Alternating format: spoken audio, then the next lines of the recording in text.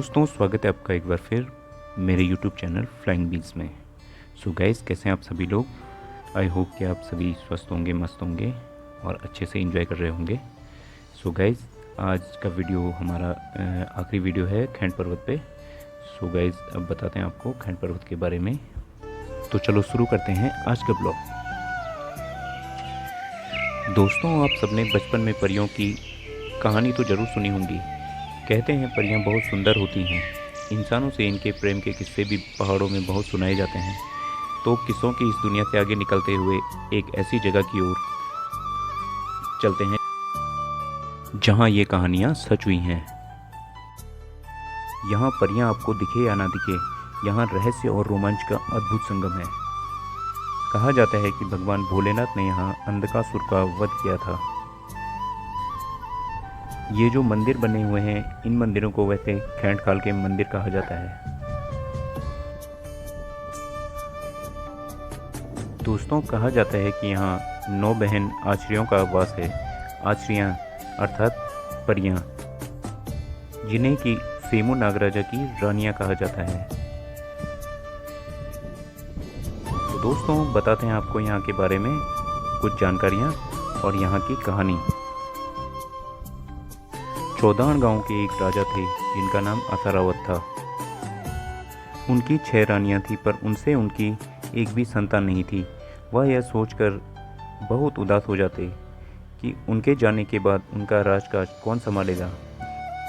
एक दिन उन्होंने अपनी 6 की 6 रानियों को बुलाया और उनके सामने वह अपने आंसू नहीं रोक पाए।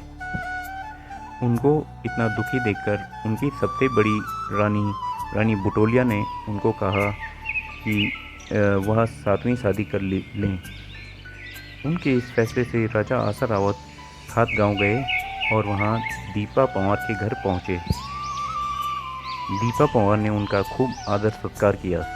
राजा आसारावत ने अपनी सारी दुख और परेशानियां बताते हुए दीपा रावत को कहा कि मैं तुम्हारी छोटी बहन का हाथ मांगने आया हूं तथा मैं देवा पंवार को अपनी 7वीं रानी बनाना चाहता हूं।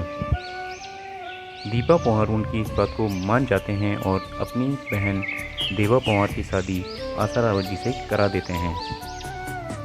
राजा आसारावत की देवा रावत से शादी हो जाती है और उसके बाद वह चौंदाना गांव आ जाते हैं। कुछ समय बाद देवा रावत ने 1 नहीं 2 नहीं पूरी 9 कन्याओं को जन्म दिया। ये कन्याएं आम कन्याओं जैसी नहीं थी। जब वह 5 दिन की थी तो वह चलने लग गई थी तथा उन्हें सजने संवरने का बहुत शौक था। एक दिन वह 9 की 9 कन्याएं गांव में मंडाण में गई और रात होने से पहले घर आ गई तथा रात को उनके सपने में सेम के नागराज आए और उन 9 की 9 बहनों की शादी सेम के नागराजा से हो गई। एक दिन जब उन्होंने अपने गांव से खैंड पर्वत की ओर देखा तो उनका वहां जाने का मन हुआ। वहां बहुत ही सुंदर सुंदर फूल खिले थे। वो 9 की 9 बहनें खैंड पर्वत की ओर गई और वहाँ से जैसे ही उन्होंने अपने गांव की ओर देखा तो वहाँ पूरा अंधेरा था, मानो कि जैसे रात पड़ गई हो। और उसके बाद वह दोबारा अपने घर कभी नहीं गई और वो वहीं बस गई। तथा खैंड पर्वत पे एक खैंड राक्षस रहता था जिसे उन्होंने अपना धर्म भाई बना लिया। दोस्तों, हर वर्ष जून के महीने यहाँ मेले का आयोजन किया जाता है।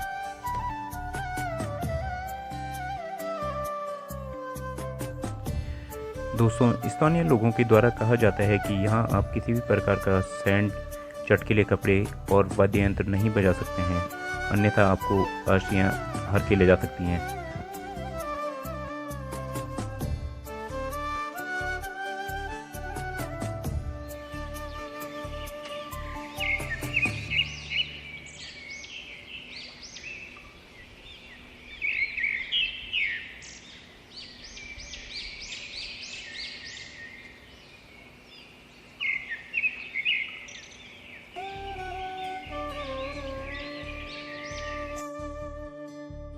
खैंड पर्वत पे इस प्रकार के 3 मंदिर बने हुए हैं जो कि बहुत ही सुंदर लगते हैं।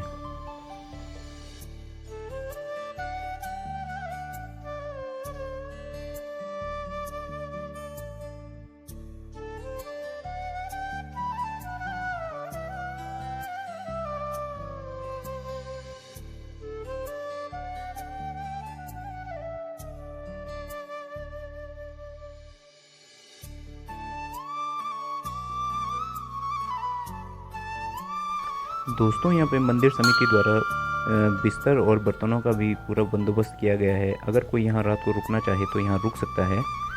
यहाँ पे बक्से रखे हुए हैं और बक्से के अंदर बिस्तर रखा हुआ है। यहाँ लगभग 8 से 10 साल पहले पंडित जी रहा करते थे, लेकिन उनकी उम्र बहुत ज़्यादा हो गई, इसलिए वो यहाँ पे अकेले नहीं रह पाए और वो यहाँ से चले गए।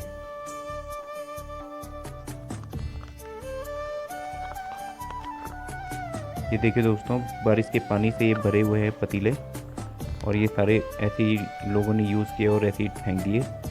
तो इस तरह से जो भी आए बिल्कुल सुरक्षित रखें यहाँ का सामान, इस तरह से गंदगी ना फैलाएं। और अब हम आपको लेके चल रहे हैं मेन मंदिर की ओर। तो गाइस चलते हैं मेन मंदिर में।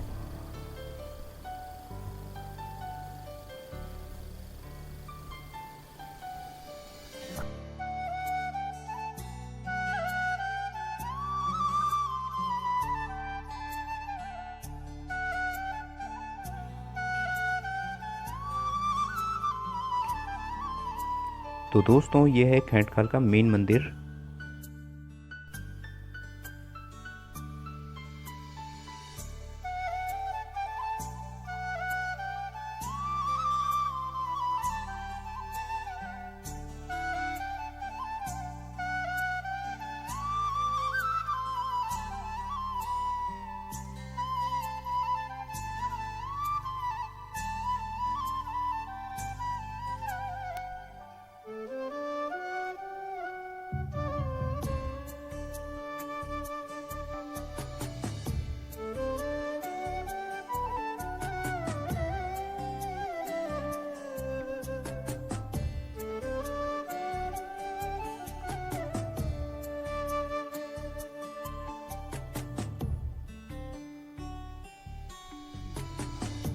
ये देखिए दोस्तों, कितना प्यारा मंदिर है ये वन देवियों का।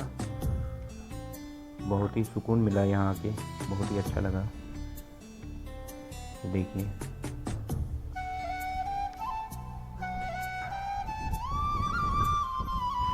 दोस्तों अपनी जीतू बटवाल का नाम तो सुना होगा।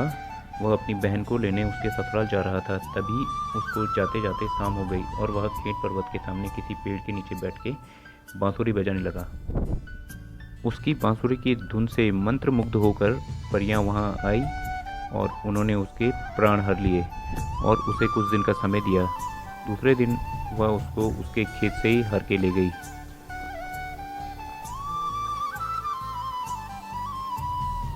तो दोस्तों ये हैं यहाँ की अद्भुत कहानियाँ।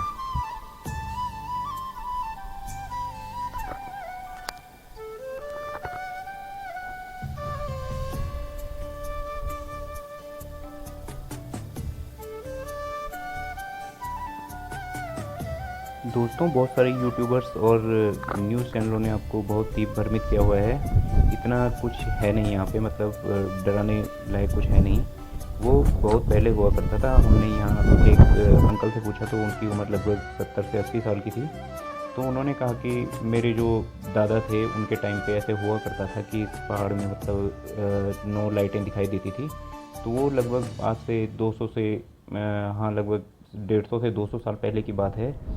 और अब ऐसा कुछ नहीं है, मतलब वाइब्रेशंस हैं तो होते हैं हर जगह, लेकिन ऐसे कुछ गलत वो नहीं है। और अब तो यहाँ कोई परी नहीं दिखाई देती, ये खाली अफवाह फैलाते हैं बस।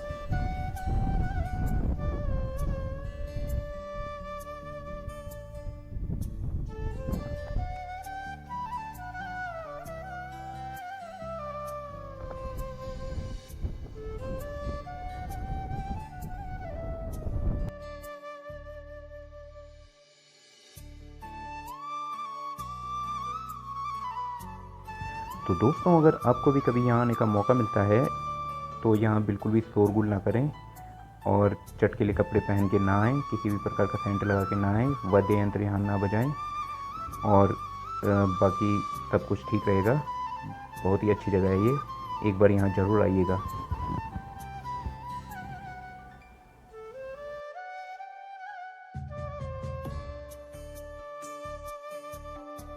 गाइज अगर वीडियो आपको अच्छा लगे तो वीडियो को लाइक शेयर और सब्सक्राइब करना बिल्कुल ना भूलें।